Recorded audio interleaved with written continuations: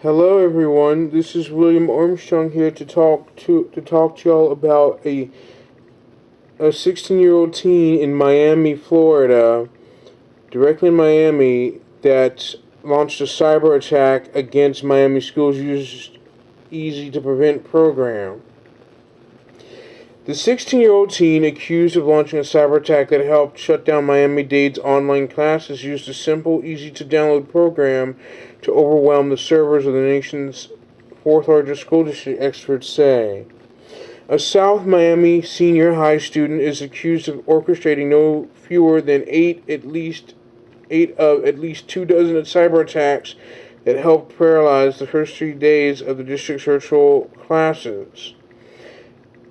Law enforcement officials said Thursday around all cyber attacks ceased around 3 a.m., though officials said the last attack is not connected to the raid of a 16-year-old's home in the pre-dawn hours Thursday. The Herald is not naming the student because he's a juvenile. School board members, along with the general public, have been skeptical of the district pinning a failed start to the first week of online classes on cyber attacks.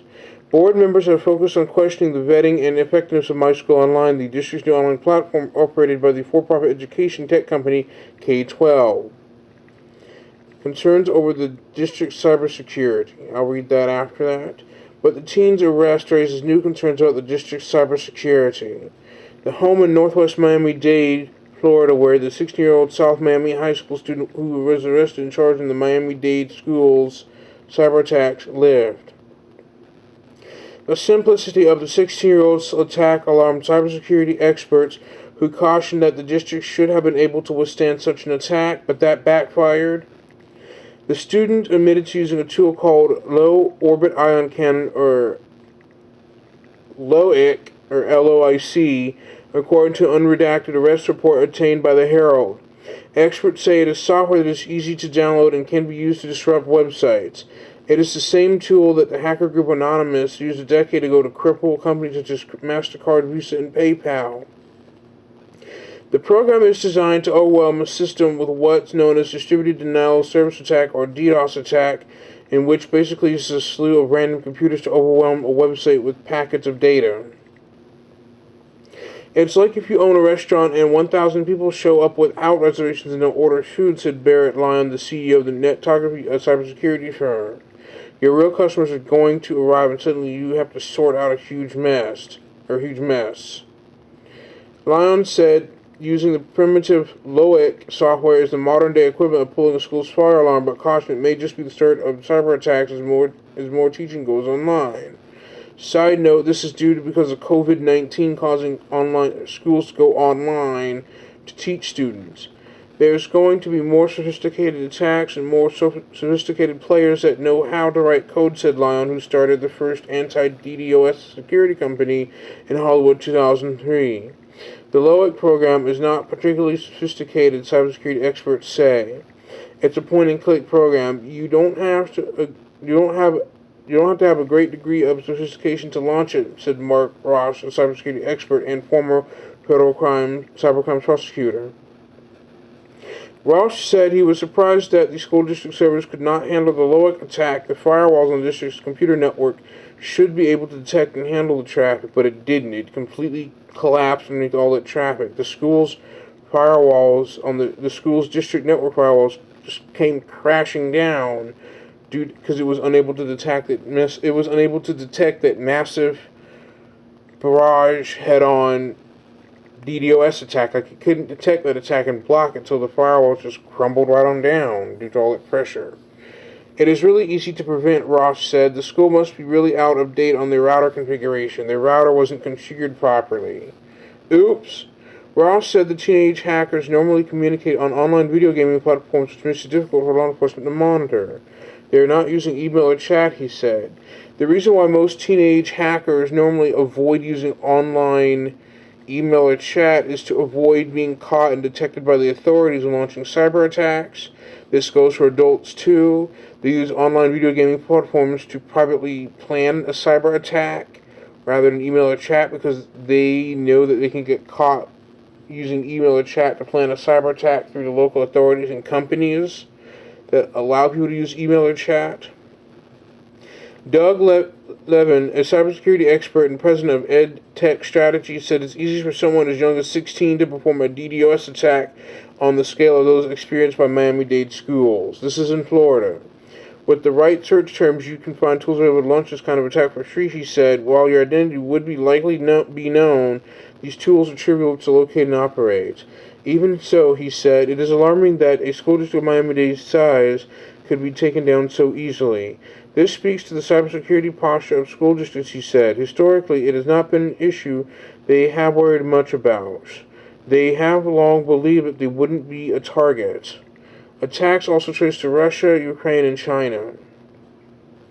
Miami-Dade schools police, with help from the FBI, the Secret Service, and Florida Department of Law Enforcement, traced other Miami-Dade school cyber attacks that began Monday to Internet Protocol IP addresses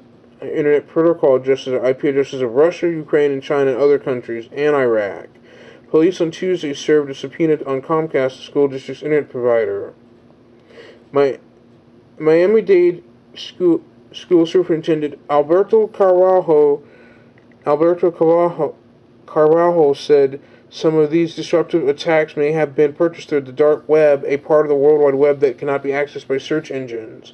The dark web is part of the internet, part of the World Wide Web that is inaccessible by normal search engines like Bing, Yahoo, or Google, things like that. Money can buy access to the entities in this country and beyond, he said. Schools Police Chief Edwin Lopez said the complexity of the 16-year-old's cyber attacks are still being analyzed. This is the first time we are dealing with anything of this magnitude, said Lopez, whose department regularly fends off cyber attacks from students and scans the web for social media threats. Schools police detectives visited the student's Flagami home just before 3 a.m. Thursday. Lopez said the student confessed, but the conversation was brief and he did not give a motive. Detectives said that the student's parents were unaware of the attack and distraught at their son's arrest. Lopez said the detectives confiscated a computer and a gaming console with capabilities to wreak havoc, but did not specify which kind of game system. Lopez said the student was released later Thursday from the Juvenile Assessment Center into the custody of his parents. His court hearing is scheduled for October 8th. That's a whole another, nearly 30 days away. Student faces felony charge. The student faces a felony charge of using a computer in an attempt to defraud and misdemeanor charge of interference with the educational institution. He is likely to be charged by Miami-Dade prosecutors and tried in state court and not by federal prosecutors with the U.S. Attorney's Office. The FBI in Miami said it is assisting the ongoing investigation, but would not comment on the nature of the cyber attacks on the district's computer network. Scott Friedman, assistant specialist agent in charge with the FDLE, was at the Thursday's news conference at school's police headquarters. We have been through this before with similar cases, he said. Senator Marco Rubio, our Florida Republican, announced that he asked for a briefing from the Department of Homeland Security late Wednesday night on Thursday. He encouraged the school district to use total resources provided by the Cybersecurity and Infrastructure Security Agency, known as CISA, to secure its networks, including virtual classrooms. The recent arrest of a 16-year-old student suspected of being responsible for these attacks demonstrates how sophisticated a network enterprise is not required to perpetrate them, Rubio said in a statement. U.S. Representative Debbie Mercasel Powell, the Democrat representing the 26th Congressional District, has requested a briefing from the FBI. Carvalho reiterated the cyber attacks never penetrated district servers or breached data. Far better day on Thursday. He said students and teachers in Miami-Dade County public schools had a far better day at school than Thursday. Or far better day at school at Thursday. So basically, to talk about this, there's more article to it. Aside from the C cyber attacks, he credited a smoother school day and moving students and teachers into grades 6 through 12 off My School Online, the new virtual learning platform developed by K-12 and online education company whose investors included Michael Milken, the convicted junk bond king whom President Donald Trump pardoned earlier this year, and current Secretary of Education Betsy DeVos. The district asked teachers in grades 6 through 12 to use Microsoft Teams and Zoom until at least September 11th. The district will assess then whether to go back to the K-12 platform or stick with Teams and Zoom. Carvalho reported some individual issues with the K-12 platform for kindergarten through 5th grade, though he said it worked fairly smoothly. Some teachers, however, did feel the need to pivot to Zoom. He said the district's call log was vastly reduced compared to Wednesday, and 200,000 students logged onto the K-12 platform. That's not counting secondary students using Teams and Zoom. There are 275,000 students and nearly 20,000 teachers in traditional public schools, not counting the charter schools. It has been 48 days since the state approved Miami Dade school reopening plans, which included My School Online. It was revealed Wednesday that the $15.3 million no-bid contract was never fully executed, missing one key signature, Carajos. Carajos said at Thursday's press conference that he had not signed it, asked whether the contract would be made public and given to board members. He said, "I think today." After multiple requests, the Herald received the contract at 6:30 p.m. Thursday. The K-12's platform has driven students, teachers, and parents near tears. Teachers and students have had trouble seeing and hearing each other on the platform's video chat feature called New Row. Classes and their content have been deleted, users have been booted from the program, and students have been falsely marked as no-shows. This article is lengthy, so I'm going to continue to read more. The district's nearly 20,000 teachers sat through over a week of K-12 training to learn My School Online. The training, they said, had very little hands-on learning. Teachers did not get access to their platform until the end of last week and spent the weekend training each other ahead of an already surreal first day of school. Teachers and students and parents have taken to social media to express anger and frustration with the platform. On Thursday, school board member Marita Rojas again visited schools and said she witnessed more connectivity between teachers and students, though there were still issues. I've received countless emails today from parents and teachers listing issues including K through 5, which include a lack of adequate lessons, problems with video sessions, students get kicked out of lessons, and students not appearing in rosters, she said in a statement. I am not done asking questions about My School Online. The situation we are in currently must be resolved. Miami Herald staff writers Rob Weil and Jay Weaver contributed to this report. So long story short, the school district in Miami Dade, Miami schools had a cyber attack that crippled the computer network to their knees with a distributed denial of service attack that caused a shutdown, followed by technical problems with the K-12 tech company K-12 invented My School Online, which is a complete dumpster fire of trash. The creator of it was, I read it earlier in the article, was pardoned by Donald Trump earlier this year. But the for-profit education tech company K-12, what in the world are y'all thinking? Y'all have developed a crappy My School Online platform that is angered board members, or is having board members questioning and vetting the effectiveness, and parents and teachers taking to frustrations to social media about the My School Online platform built by the tech company K-12. That particular online platform is a dumpster fire trash. When I used to go to schools back from 2004 to 2013 in Clark County where I'm at, the school district I used to go to used a different online classroom portal management, managing for student grades, managing for write-ups, students getting written up for infractions, and or is able to, like, the teachers are able to see the students' recent write-up reports that are stored directly to the computer network of the school district, where each teacher can pull it up and look at it. Can also look at the students' attendance, grades, and everything.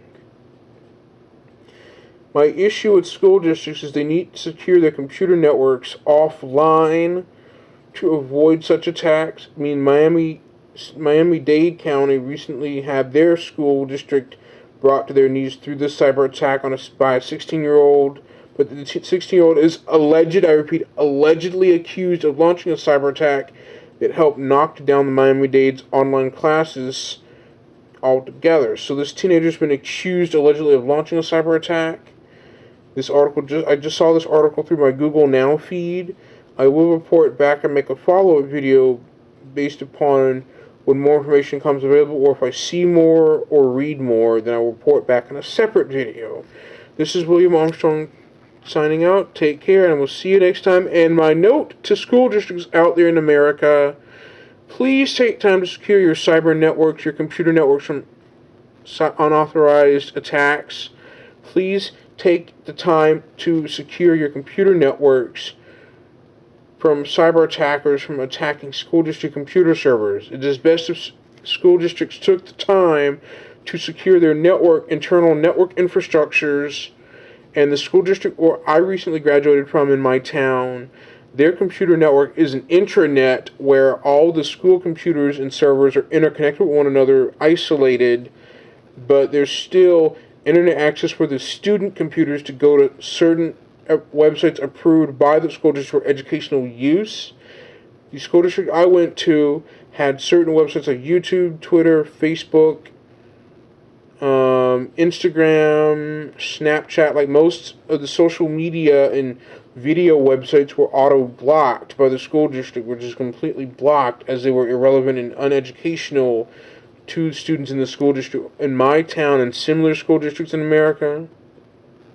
But most students have been caught attempting to access YouTube, Twitter, or Facebook through a proxy server, through an internet proxy outside of the school's intranet network, meaning that students have used proxy servers to access Facebook, Twitter, or YouTube, or used proxy servers to try to access that outside of the school district's network, which in turn has consequential results like the student getting into trouble, getting reprimanded by the school staff, and most likely the school technology administrator about doing that, like accessing dangerous websites or video sharing websites like YouTube, Twitter, Instagram, or Facebook through a proxy server when the school intentionally blocked the usage of those sites, those social media sites, and or the school district has also blocked proxy servers to prevent students from trying to slip around the school's internet filter.